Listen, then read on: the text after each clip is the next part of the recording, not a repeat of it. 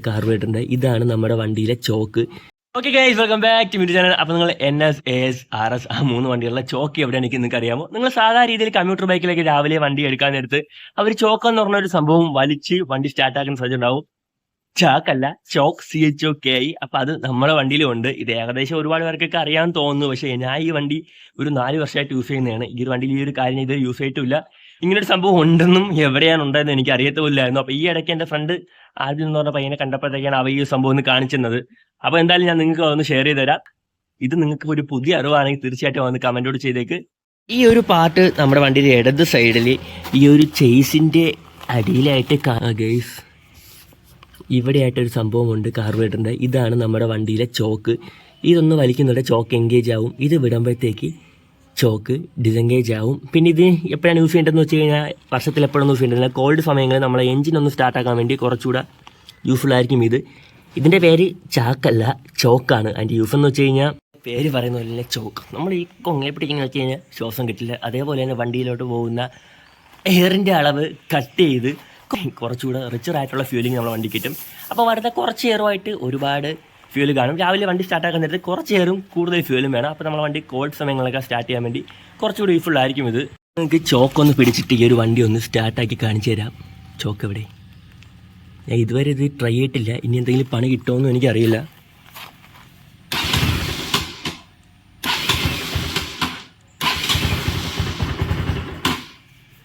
Chalk പിടിക്കുമ്പോഴാണല്ലോ വണ്ടി സ്റ്റാർട്ടാവാത്തത്. അതെന്തോ ആവട്ടെ, നമുക്ക് തിരിച്ചു വെച്ചിട്ട് പണി കിട്ടിയെന്നാണ് തോന്നുന്നത് രാവിലെ തന്നെ. ഷേ, എവിടെ ചോക്കിൻ്റെ നോഫിൽ? എൻ്റെ വണ്ടി ചോക്ക് പിടിച്ചു വെച്ച് കഴിഞ്ഞാൽ സ്റ്റാർട്ടാവുന്നില്ല ഗേസ്. ഇപ്പം ശരിയായി. അപ്പോൾ ചോക്കിൻ്റെ ആവശ്യമില്ല. അപ്പോൾ പരിപാടി ചെറിയ രീതിക്കൊന്ന് ഫ്ലോപ്പ് ആയിട്ടുണ്ട്. ചോക്ക് പിടിച്ച് വെച്ചാൽ കുറച്ചുകൂടെ സ്റ്റാർട്ടാവും എളുപ്പം എന്ന് പറഞ്ഞിട്ട് എൻ്റെ വണ്ടി ചോക്ക് പിടിച്ചതിന് വണ്ടി സ്റ്റാർട്ടാവുന്നില്ല. അപ്പോൾ ഈ ഒരു വണ്ടി ഞാൻ യൂസ് ചെയ്ത് തുടങ്ങിയിട്ട് ഒരു 4 ഇയർ പ്ലസ് ആയി. അപ്പോൾ 4 വർഷത്തിലറിയാലോ, ഏകദേശം എല്ലാ തണുത്തതും ചൂടുള്ളതായിട്ട് ക്ലൈമറ്റ് കൂടി വണ്ടി കടന്നു പോയിട്ടുണ്ട്. ഇതുവരെയ്ക്ക് ഒരു ചോക്ക് എന്ന സാധനം എനിക്ക് യൂസ് ചെയ്യേണ്ടി വന്നിട്ടില്ല. അതുകൊണ്ടാണ് ഇതിനെപ്പറ്റി കറക്റ്റ് മെക്കാനിസം ഒന്നും അറിയാത്തതും ഞാൻ ഇതിനെപ്പറ്റി തപ്പാത്തതും. പക്ഷേ ഇങ്ങനൊരു സംഭവം വണ്ടിയിൽ ഉണ്ടാകുമെന്ന് എനിക്ക് നേരത്തെ അറിയാമായിരുന്നു. പക്ഷേ എവിടെയാണെന്ന് കണ്ടുപിടിച്ചത് ഈ ഇടയ്ക്ക് എൻ്റെ ഫ്രണ്ട് വർക്ക്ഷോപ്പിൽ നിൽക്കുകയാണ്. അപ്പോൾ അവനാണ് ഈ ഒരു സംഭവം കാണിച്ചത്. എന്തായാലും ചോക്ക് പിടിച്ചിട്ട് എൻ്റെ വണ്ടി സ്റ്റാർട്ട് ചെയ്യാൻ വേണ്ടി മറ്റേക്കാട്ടി കുറച്ചുകൂടെ ബുദ്ധിമുട്ടായിട്ടുണ്ട്. എനിക്ക് തോന്നുന്നു ആ ചോക്ക് കംപ്ലീറ്റ് ആയിട്ട് ഞാൻ വലിച്ചു വെച്ച് ഫുള്ളായിട്ട് ഏറെ കട്ട് ചെയ്തുകൊണ്ടായിരിക്കണം ആ സ്റ്റാർട്ടാക്കാൻ ബുദ്ധിമുട്ട് കാണിച്ചത്. ചിലപ്പോൾ കുറച്ച് വലിച്ചു വെച്ചിട്ട് സ്റ്റാർട്ടാക്കി കഴിഞ്ഞാൽ ആവും.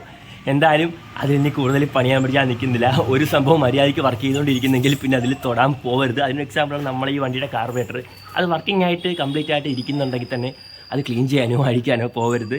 പിന്നെ എൻ്റെ വീട്ടിലൊക്കെ ചെറുതായിട്ട് കുറച്ചൊരു മെസ്സേജ് അയച്ച് പറഞ്ഞിട്ടുണ്ട്, ഒരു കിതയ്ക്കുന്ന സൗണ്ട് കേൾക്കുന്നെന്ന്. അത് എൻ്റെ സൗണ്ടല്ല ഗെയ്സ്.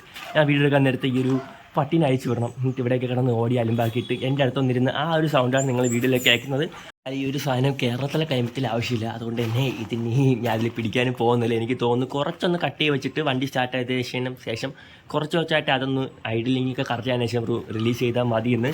എനിവേ, ഇന്ത്യയിൽ തന്നെ പല രീതിയിലുള്ള ക്ലൈമറ്റുള്ള സ്ഥലങ്ങളുണ്ട്, ഒരുപാട് തണുപ്പുള്ള സ്ഥലങ്ങളുണ്ട്.